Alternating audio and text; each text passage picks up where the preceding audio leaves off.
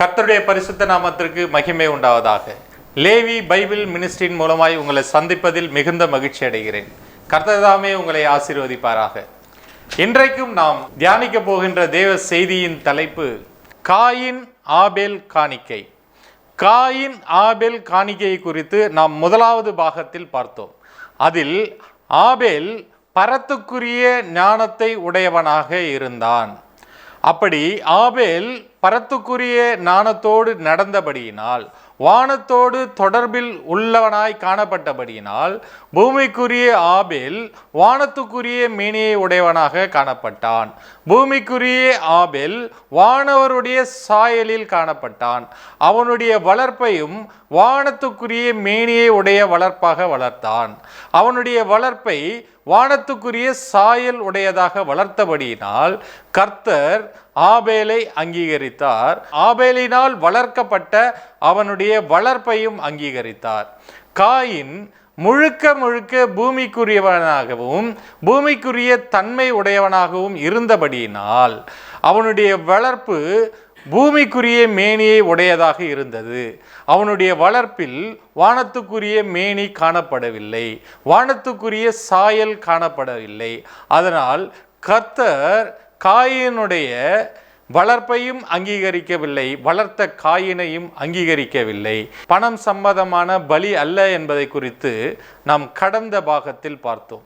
இப்பொழுதும் ஆதியாகமத்தில் ஆபேல் எப்படி வாழ்ந்தானோ, காயின் எப்படி வாழ்ந்தானோ, அதே போலவே இயேசு கிறிஸ்து காலத்திலும் ஆபேலை போல வாழ்ந்தவர் உண்டு, ஆபேலை போல ஊழியம் செய்தவர் உண்டு, காயினை போல வாழ்ந்தவர்களும் உண்டு, காயினை போல ஊழியம் செய்தவர்களும் உண்டு.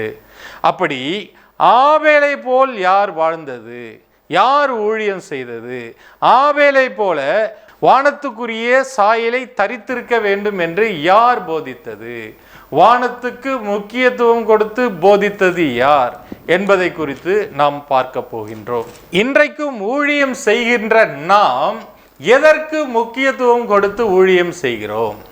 பூமிக்குரிய ஆசீர்வாதத்திற்கு முக்கியத்துவம் கொடுத்து போதித்து கொண்டிருக்கிறோமா? பூமிக்குரிய தீர்க்க தரிசனங்களை சொல்லி விசுவாசிகளை வளர்த்து கொண்டிருக்கிறோமா? பூமிக்குரிய ஞானத்தை சொல்லி விசுவாசிகளை வளர்த்து கொண்டிருக்கிறோமா? அப்படி வளர்த்தோம் என்றால் அந்த ஊழியக்காரருடைய நிலைமை எப்படிப்பட்டதாக இருக்கும்?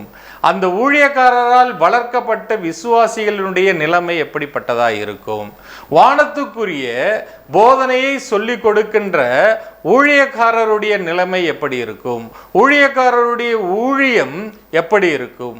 அவரால் வளர்த்தெடுக்கப்பட்ட விசுவாசிகளின் நிலைமை எப்படி இருக்கும் என்பதை குறித்து நாம் பார்க்க போகிறோம். இயேசு கிறிஸ்துவின் காலத்தில் இயேசு கிறிஸ்து ஆபேலாக வாழ்ந்தார், ஆபேலை போல போதித்தார், ஆபேலை போல பூமிக்குரிய மேன்மையை வெறுத்தார், பூமிக்குரிய பொருளாசையை வெறுத்து போதித்தார், வானத்தில் உள்ள மேலானவைகளை நாடினார், அதையே போதித்தார்.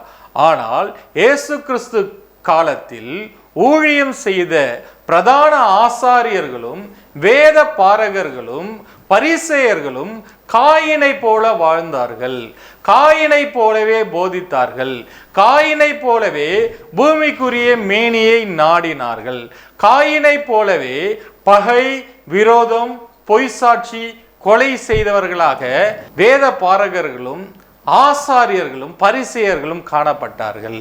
அதை குறித்து தான் நாம் இன்று பார்க்க போகிறோம். முதலாவதாக இயேசு கிறிஸ்து எப்படி வாழ்ந்தார், எப்படி போதித்தார் என்பதை குறித்து பார்ப்போம். மத்தேயு எழுதின சுவிசேஷம் 6வது அதிகாரம் 24வது வசனத்தை பார்ப்போம். 2 எஜமான்களுக்கு ஊழியம் செய்ய ஒருவனாலும் கூடாது. ஒருவனை பகைத்து மற்றவனை சிநேகிப்பான், அல்லது ஒருவனை பற்றி கொண்டு மற்றவனை அசட்டை பண்ணுவான்.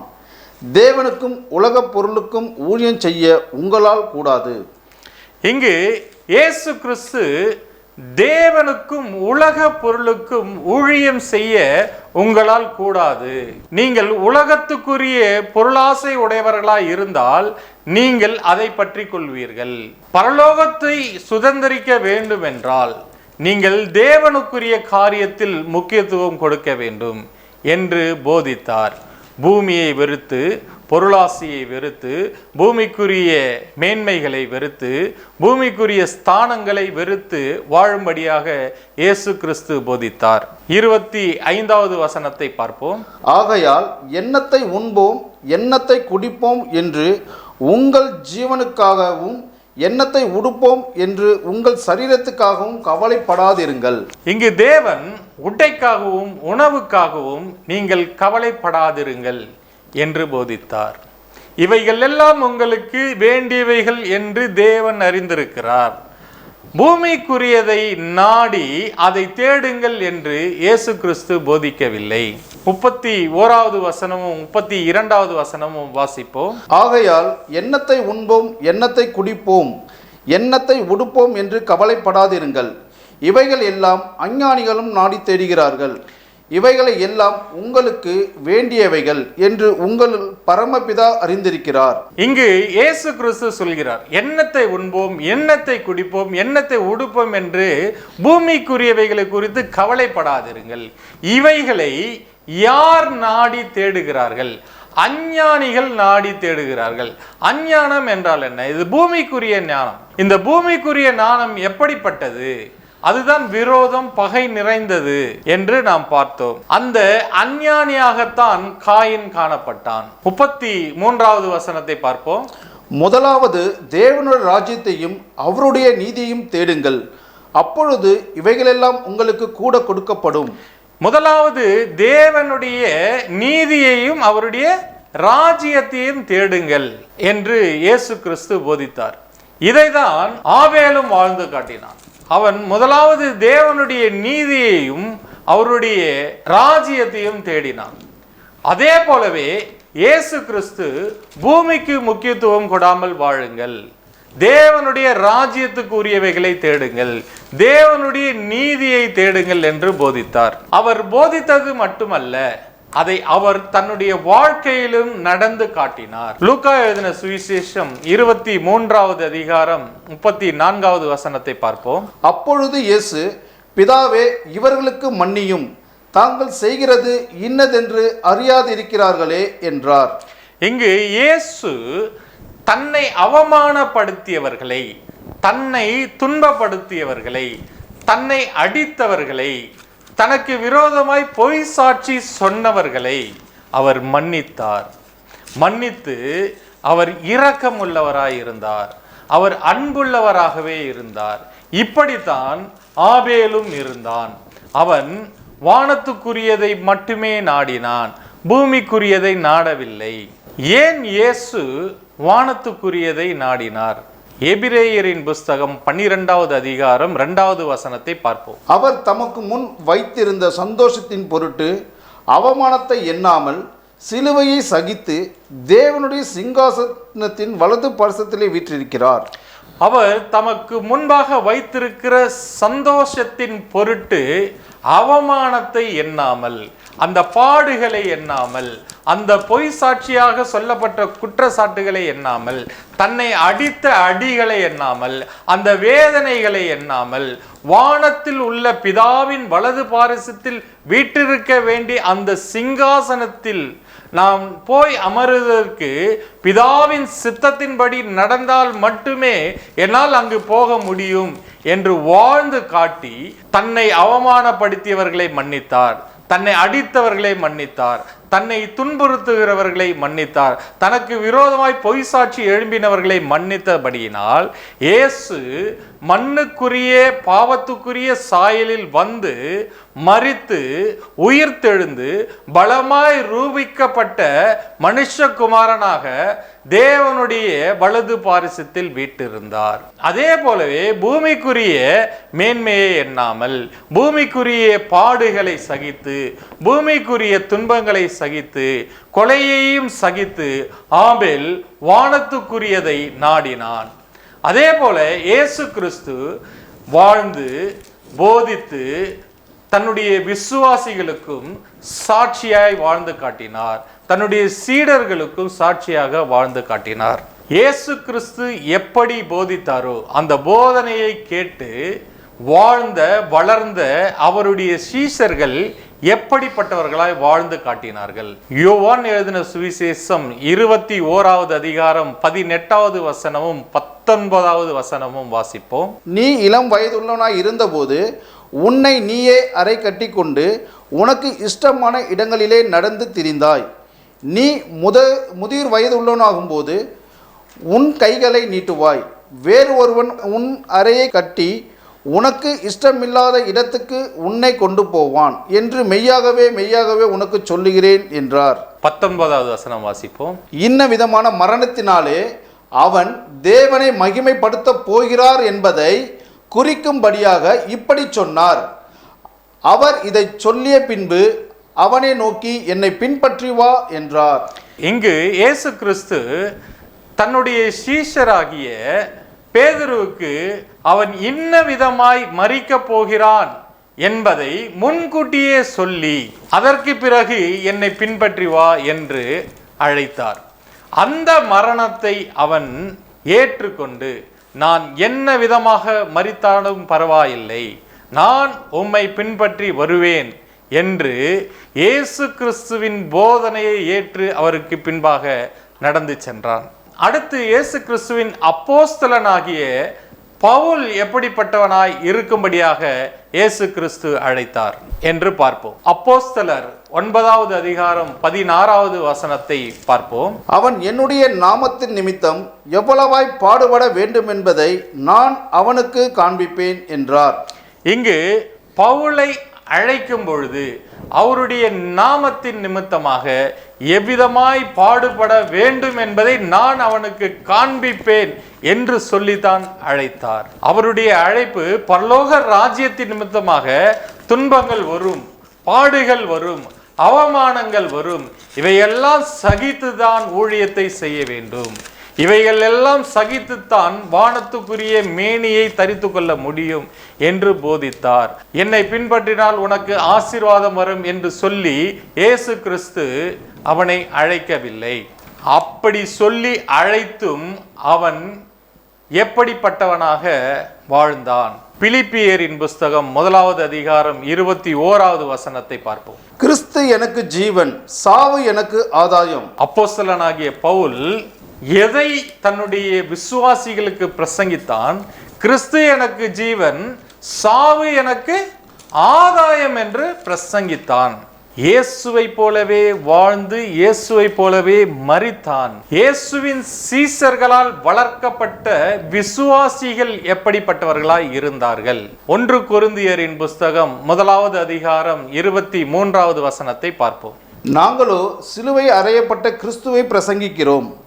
அவர் யூதருக்கு இடரலாயும் கிரேக்கருக்கு பைத்தியமாயும் இருக்கிறார். இங்கு நாங்கள் எதை பிரசங்கிக்கிறோம் என்று பவுல் சொல்கிறார். சிலுவையில் அறையப்பட்ட இயேசுவையே பிரசங்கித்தார்கள். ஆசீர்வாதத்தை பிரசங்கிக்கவில்லை. உலகத்துக்குரிய மேன்மைகளை சொல்லி தீர்க்க தரிசனம் உரைக்கவில்லை. உலகத்துக்குரிய காரியங்களை சொல்லி நீ இயேசு கிறிஸ்துவினிடத்தில் வந்தால் உனக்கு இதெல்லாம் கிடைக்கும் என்று சொல்லி அவர்கள் போதிக்கவில்லை. சிலுவையில் அறையப்பட்ட இயேசு கிறிஸ்துவையே பிரசங்கித்தார்கள். அந்த போதனையை கேட்டு அவர்களால் வளர்த்தெடுக்கப்பட்ட வளர்ப்பு எப்படிப்பட்டதாய் இருந்தது? கலாத்தியரின் புஸ்தகம் 3வது அதிகாரம் 1வது வசனத்தை பார்ப்போம்.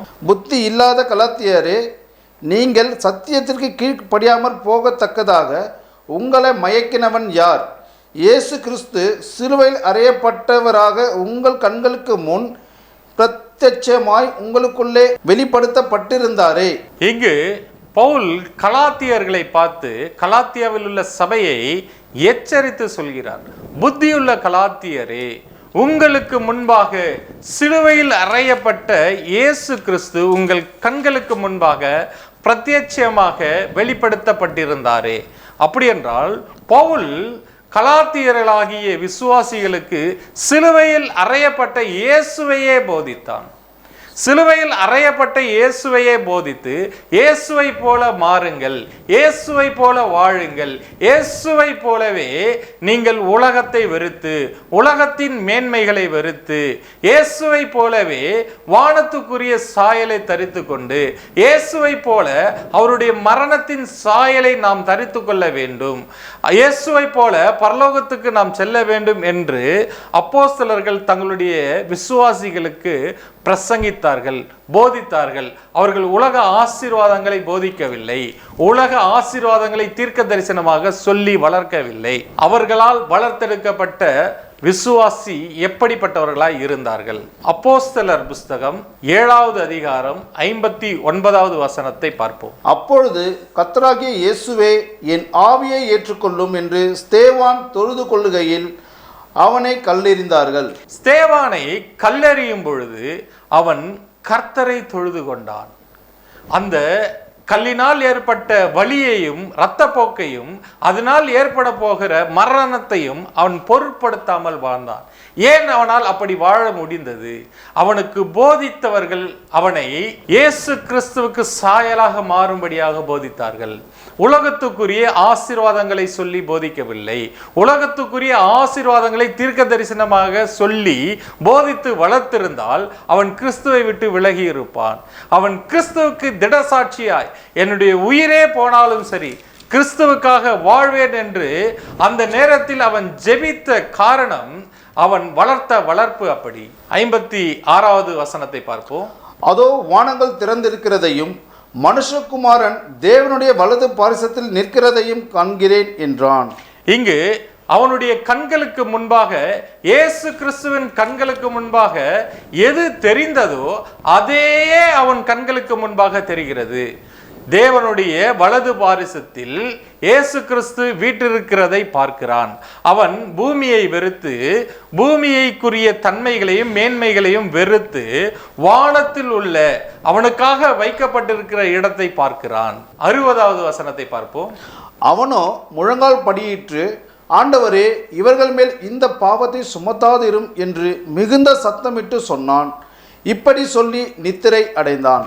இப்பொழுது அவன் மரிக்கும் பொழுது கூட இயேசு கிறிஸ்து எப்படி மன்னித்தாரோ அதே போலவே தன்னை துன்புறுத்தியவர்களை மன்னித்தான், தன்னை அவமானப்படுத்தியவர்களை மன்னித்தான், தன்னை அடித்தவர்களை மன்னித்தான், தனக்கு விரோதமாய் பொய் சாட்சியாய் எழும்பியவர்களை மன்னித்தான்.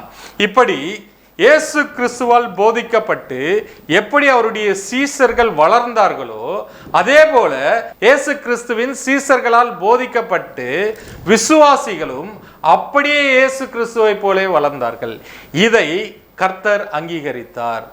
இயேசு கிறிஸ்துவையும் அங்கீகரித்தார். இயேசு கிறிஸ்துவால் வளர்க்கப்பட்ட அவருடைய விசுவாசிகளையும் கர்த்தர் அங்கீகரித்தார். அதே போலத்தான் ஆபேலும் இரத்த சாட்சியாக வாழ்ந்து தன்னுடைய வளர்ப்புகளாகிய ஆடுகளுக்கு இரத்த சாட்சியை சொல்லிக் கொடுத்து வளர்த்தான். தன்னுடைய ஆடுகளுக்கு வானத்துக்குரிய மேனியையும் வானத்துக்குரிய சாயலும் தரித்து கொள்ளும்படியாக சொல்லிக் கொடுத்து வளர்த்தபடியினால் ஆபேலுடைய காணிக்கையும் கர்த்தர் அங்கீகரித்தார். ஆபேலுடைய வளர்ப்பாகிய ஆடுகளையும் கர்த்தர் அங்கீகரித்தார். இயேசு கிறிஸ்து காலத்தில் வேத பாரகரும் பரிசேயர்களும் பிரதான ஆசாரியனும் காயினை போலவே வாழ்ந்தார்கள். அவர்கள் காயினை போலவே வாழ்ந்து அவர்களுக்குள்ளே பூமிக்குரிய ஞானம் இருந்தது. யாக்கோபின் புஸ்தகம் 3வது அதிகாரம் 14வது வசனத்தை வாசிப்போம். உங்கள் இருதயத்திலே கசப்பான வைராக்கியத்தையும் விரோதத்தையும் வைத்தீர்களானால் நீங்கள் பெருமை பாராட்டாதிருங்கள், சத்தியத்திற்கு விரோதமாய் பொய் சொல்லாமலும் இருங்கள். 16வது வசனம். வைராக்கியமும் விரோதமும் எங்கே உண்டோ அங்கே கலகமும் சகல துர்செய்கைகளும் உண்டு. 15வது வசனம். இப்படிப்பட்ட ஞானம் பரத்திலிருந்து இறங்கி வருகிற ஞானமாயிராமல் லௌகீக சம்பந்தமானதும் ஜென்ம சுபாவத்துக்குரியதும் பேய்தனத்துக்கு அடுத்ததுமாய் இருக்கிறது. இங்கு பூமிக்குரிய ஞானம் என்பது லௌகிக சம்பந்தமானதும் பேய்தனத்துக்கு அடுத்ததும் ஜென்ம சுபாவத்துக்குரியதாய் இருந்தது. இப்படிப்பட்ட ஞானத்தை உடையவனாகத்தான் காயின் இருந்தான். அதே ஞானத்தை உடையவர்களாக பிரதான ஆசாரியனும் வேத பாரகர்களும் பரிசேயர்களும் இருந்தார்கள். பொய் சாட்சி சொல்லாதிருப்பாயாக என்று சொல்லிக் கொடுக்க வேண்டிய அவர்கள் இயேசு கிறிஸ்துவை கொலை செய்யும்படியாக பொய் சாட்சியை ஏற்படுத்தினார்கள். அவர்களுடைய நோக்கம் பூமிக்குரிய ஸ்தானத்தை காப்பாற்றிக் கொள்வதாகவே இருந்தது. யோவான் எழுதின சுவிசேஷம் 11வது அதிகாரம் 48வது வசனத்தை வாசிப்போம். நாம் இவனை இப்படி விட்டுவிட்டால் எல்லோரும் இவனை விசுவாசிப்பார்கள். அப்பொழுது ரோமர் வந்து நம்முடைய ஸ்தானத்தையும் ஜனத்தையும் அழித்து போடுவார்களே என்றார்கள். இப்பொழுது இங்கு பிரதான ஆசாரியன் எப்படி யோசிக்கிறான்? இயேசுவை இப்படியே விட்டுவிட்டால் நம்முடைய ஸ்தானத்தை இழந்து விடுவோம், நம்மளை பின்பற்றுகிற விசுவாசிகளும் நம்மளை விட்டு போய்விடுவார்கள் என்று யோசித்தபடியினால் பிரதான ஆசாரியன் பொய் சொல்ல ஆரம்பித்து விட்டான். பிரதான ஆசாரியன் பொய் சாட்சியை தேட ஆரம்பித்து விட்டான். பிரதான ஆசாரியன் கொலை செய்யும்படியாக அடியாட்களை தேட ஆரம்பித்து விட்டான். மத்திய எழுதின சுவிசேஷம் 26வது அதிகாரம் 59வது வசனத்தை பார்ப்போம். பிரதான ஆசாரியரும் மூப்பரும் சங்கத்தார் யாவரும் இயேசுவை கொலை செய்யும்படி அவருக்கு விரோதமாய் பொய் சாட்சி தேடினார்கள். இங்கு பிரதான ஆசாரியரும் மூப்பர்களும் பொய் சாட்சியை தேடினார்கள். பொய் சாட்சி சொல்லாதிருப்பாயாக என்று சொல்லிக் கொடுக்க வேண்டிய பிரதான ஆசாரியனே தன்னுடைய ஸ்தானத்தை காப்பாற்றிக் கொள்வதற்காக இங்கு பொய் சாட்சியை தேடுகிறான். கொலை செய்ய அடியாட்களை தேடுகிறான். மார்க் எழுதின சுவிசேஷம் 14வது அதிகாரம் 43வது வசனத்தை வாசிப்போம். உடனே அவர் இப்படி பேசுகையில் 12 ஒருவனாகிய யூதாஸ் வந்தான். அவனோடு கூட பிரதான ஆசாரியரும் வேதப்பாரகரும் மூப்பரும் அனுப்பின திரளான ஜனங்கள் பட்டயத்தையும் தடிகளையும் பிடித்து கொண்டு வந்தார்கள். இங்கு இயேசுவை அடிக்கும்படியாக, அவரை கொலை செய்யும்படியாக பிரதான ஆசாரியனே அடியாட்களை அனுப்புகிறான். தன்னுடைய ஸ்தானத்தை காப்பாற்றிக் கொள்வதற்காக, தன்னுடைய விசுவாசிகளை தக்க வைத்துக் கொள்வதற்காக அவன் இப்படி காணிக்கை பணத்தை கொடுத்து, லஞ்சம் கொடுத்து அடியாட்களை வைத்து அடிக்க அனுப்புகிறான். பரிதானம் வாங்காதிருப்பாயாக என்று சொல்லிக் கொடுக்க வேண்டிய பிரதான ஆசாரியனே பரிதானம் கொடுத்தான். மத்திய எழுதின சுவிசேஷம் 27வது அதிகாரம் 3வது வசனத்தை பார்ப்போம். அப்பொழுது அவரை காட்டி கொடுத்த யூதாஸ் அவர் மரண ஆக்கினைக்குள்ளாக தீர்க்கப்பட்டதை கண்டு மனஸ்தாபப்பட்டு அந்த 30 வெள்ளிக்காசை பிரதான ஆசாரியத்திற்கு மூப்பரிடத்திற்கும் திரும்ப கொண்டு வந்து, குற்றமில்லாத இரத்தத்தை நான் காட்டி கொடுத்ததினாலே பாவம் செய்தேன் என்றான். அதற்கு அவர்கள் எனக்கென்ன, அது உன்பாடு என்றார்கள். இங்கு அவர்கள் காசு கொடுத்து லஞ்சம் கொடுத்து ஏற்படுத்திய பொய் சாட்சி மனம் மாறுகிறான். அதற்கு அவர்கள் பிரதான ஆசிரியர் எங்களுக்கு என்ன, எங்கள் வேலை முடிந்து விட்டது, எங்கள் ஸ்தானத்தை நாங்கள் காப்பாற்றிக் கொள்ள வேண்டும், எங்களை பின்பற்றுகிற விசுவாசிகளை காப்பாற்றிக் கொண்டால் மட்டுமே எங்கள் ஸ்தானத்தை காப்பாற்றிக் கொள்ள முடியும் என்று அவர்கள் லஞ்சம் கொடுக்க ஆரம்பித்தார்கள். இது எப்படி இருக்கிறது என்றால், காயினை போலவே காயினுடைய வளர்ப்பும் இருந்தது. ஆதியாகம புஸ்தகம் 4வது அதிகாரம் 23வது வசனத்தை வாசிப்போம். லாமேக்கு தன் மனைவிகளை பார்த்து, ஆதாலே சில்லாலே நான் சொல்வதை கேளுங்கள். லாமேக்கின் மனைவிகளே, என் சத்தத்துக்கு செவி கொடுங்கள். எனக்கு காயம் உண்டாக ஒரு மனுஷனை கொன்றேன், எனக்கு தழும்புண்டாக ஒரு வாலிபனை கொலை செய்தேன். இங்கு காயின் எப்படி கொலை செய்தானோ அவனுடைய வளர்ப்பாகிய அவனுடைய பிள்ளைகளும் கொலைகாரர்களாக மாறிவிட்டார்கள். அவனுடைய வளர்ப்பும் கொலை செய்கிறவனாக மாறிவிட்டான். இப்படித்தான் பிரதான ஆசாரியன் எப்படி இயேசுவை கொலை செய்ய வகை தேடினானோ, அவனால் வளர்க்கப்பட்ட, அவனுடைய பேச்சுகளை கேட்ட, அவனுடைய உபதேசத்தை கேட்ட விசுவாசிகளும் அப்படிப்பட்ட நிலைமைக்கு தள்ளப்பட்டார்கள். மத்திய எழுதின சுவிசேஷம் 27வது அதிகாரம் 25வது வசனம் 26வது வசனத்தை பார்ப்போம். அதற்கு ஜனங்கள் எல்லோரும், இவருடைய இரத்தப்பழி எங்கள் மேலும் எங்கள் பிள்ளைகள் மேலும் இருப்பதாக என்று சொன்னார்கள். அப்பொழுது அவன் பரபாசை அவர்களுக்கு விடுதலையாக்கி இயேசுவையோ வாரினால் அடிப்பித்து சிலுவையில் அறையும்படிக்கு ஒப்பு கொடுத்தான். இங்கு காயினுடைய வளர்ப்பு எப்படி கொலைகாரர்களாக மாறினார்களோ அதே போல பிரதான ஆசாரியன் கொலை செய்கிறவனாய் காணப்பட்டபடியினால் பிரதான ஆசாரியனால் வளர்க்கப்பட்ட விசுவாசிகளும் இயேசுவை கொலை செய்ய முடிவு செய்து விட்டார்கள். இது எதை காட்டுகிறது? நாம் ஆபேலை போல வாழ்ந்து ஆபேலை போல தன்னுடைய ஆடுகளை வளர்க்க வேண்டும். ஆபேலை போல இரத்த சாட்சியாக வாழ்ந்தாலும் பரவாயில்லை, பரலோகத்தை சுதந்திரிக்க வேண்டும், பிதாவினுடைய சித்தத்தை நிறைவேற்ற வேண்டும் என்று ஊழியம் செய்கிறவர்களாய் காணப்பட வேண்டும். இயேசுவை போல பூமிக்குரிய தன்மையை வெறுத்து, பூமிக்குரிய ஸ்தானத்தை வெறுத்து, பூமிக்குரிய மேன்மைகளை வெறுத்து பரலோகத்துக்குரியவர்களை தேடி அவர் வாழ்ந்ததை போல நாம் வாழ்ந்து காட்டி நம்முடைய விசுவாசிகளை வளர்க்க வேண்டும். அப்படி வளர்க்காதவர்களுடைய நிலைமை எப்படி இருந்தது? அவர்களை கர்த்தர் அங்கீகரித்தாரா? அவர்களை கர்த்தர் நிராகரித்தாரா என்று பார்ப்போம். மத்தேயு எழுதின சுவிசேஷம் 7வது அதிகாரம் 21வது வசனத்தை பார்ப்போம். பரலோகத்தில் இருக்கிற என் பிதாவின் சித்தத்தின்படி செய்கிறவனே பரலோக ராஜ்யத்தை பிரவேசிப்பான் அல்லாமல் என்னை நோக்கி கர்த்தாவே கர்த்தாவே என்று சொல்லுகிறவன் அதில் பிரவேசிப்பதில்லை. இங்கு பரலோக ராஜ்யத்தில் உள்ள என் பிதாவின் சித்தத்தின்படி செய்கிறவனே கர்த்தர் அங்கீகரிப்பார், பரலோகத்தில் பிரவேசிப்பான். அப்படி செய்யாதவனை கர்த்தர் அங்கீகரிக்க மாட்டார். அவன் பரலோகத்தில் பிரவேசிக்க முடியாது. அவனுடைய உபதேசத்தை கேட்டு பகையோடு விரோதத்தோடு பிறரை பார்த்தும் பார்க்காமல் போகிறவர்கள், பிறரை நேசிக்காமல் போகிறவர்கள், பிறரை அவமானப்படுத்துகிறவர்கள் அதில் பிரவேசிக்க முடியாது. மத்தேயு எழுதின சுவிசேஷம் 7வது அதிகாரம் 22வது வசனத்தை வாசிப்போம். அந்நாளில் அநேகர் என்னை நோக்கி கர்த்தாவே கர்த்தாவே உமது நாமத்தினாலே தீர்க்க தரிசனம் உரைத்தோம் அல்லவா, உமது நாமத்தினாலே பிசாசுகளை துரத்தினோம் அல்லவா, உமது நாமத்தினாலே அநேக அற்புதங்களை செய்தோம் அல்லவா என்பார்கள். இங்கு இவர்கள் அநேக அற்புதங்களை செய்தும் தீர்க்க தரிசனங்களை உரைத்தும் அவர்கள் காயினை போலவே வாழ்ந்தார்கள். பூமிக்குரிய மேன்மையும் அந்தஸ்தையும் பூமிக்குரியதையும் தேடி வாழ்ந்தபடியினால் பரலோகத்துக்குரிய ஞானத்தோடு பிதாவின் சித்தத்துக்குரிய நடக்கை நடக்காதவர்களாய் காணப்பட்டார்கள். அதனால் அவர்களை பார்த்து கர்த்தர் என்ன சொல்கிறார் பார்ப்போம். 23வது வசனத்தை பார்ப்போம். அப்பொழுது நான் ஒரு காலம் உங்களை அறியவில்லை, அக்கிரமை செய்கைக்காரரே என்னை விட்டு அகன்று போங்கள் என்று அவர்களுக்கு சொல்லுவேன்.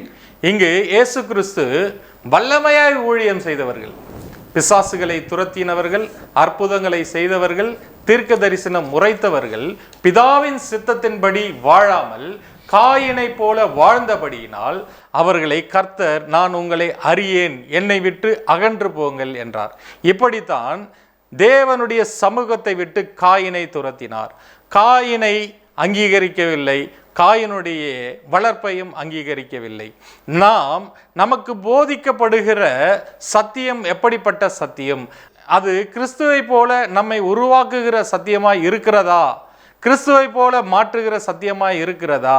உலகத்துக்குரிய காரியங்களையும் உலகத்துக்குரிய ஆசீர்வாதங்களையும் குறித்து போதித்து வருகிற சத்தியமாய் இருக்கிறதா என்பதை நாம் ஆராய்ச்சி செய்ய வேண்டும். நாம் ஆபேலை போல வாழ வேண்டும், காயினை போல வாழாமல் ஆபேலை போல வாழ வேண்டும், இயேசு கிறிஸ்துவை போல வாழ வேண்டும். இயேசு கிறிஸ்துவின் வருகை மிக சமீபமாக இருக்கிறது. இயேசு கிறிஸ்துவின் வருகையில் காணப்பட நாம் வானத்துக்குரிய மேனியையும் வானத்துக்குரிய சாயலையும் தரித்து கொள்வோம். கர்த்தர் உங்களை ஆசீர்வதிப்பாராக. God bless you. இதுவரை தேவனுடைய வார்த்தையை கேட்ட உங்கள் யாவரையும் இயேசு கிறிஸ்துவின் நாமத்தில் உங்களை ஆசீர்வதிக்கிறோம். லேவி பைபிள் மினிஸ்ட்ரி என்கிற யூடியூப் சேனலை நீங்கள் சப்ஸ்கிரைப் செய்து அதன் மூலம் வேதத்தின் ரகசியங்களை நீங்கள் அறிந்து கற்றுக்கொள்ளலாம். மேலும் நேரில் வந்து படிக்க விரும்புகிறவர்கள் கர்த்தரின் சேனை ஊழியங்கள் மூலமாக அம்பத்தூர், மதுராந்தகம், கூவத்தூர் ஆகிய இடங்களில் வந்து படிக்கலாம். எங்களை தொடர்பு கொள்ள வேண்டிய தொலைபேசி எண்கள் 6382023109 99401445 408 790478718 9500107013. கர்த்தர் உங்களை ஆசீர்வதிப்பாராக.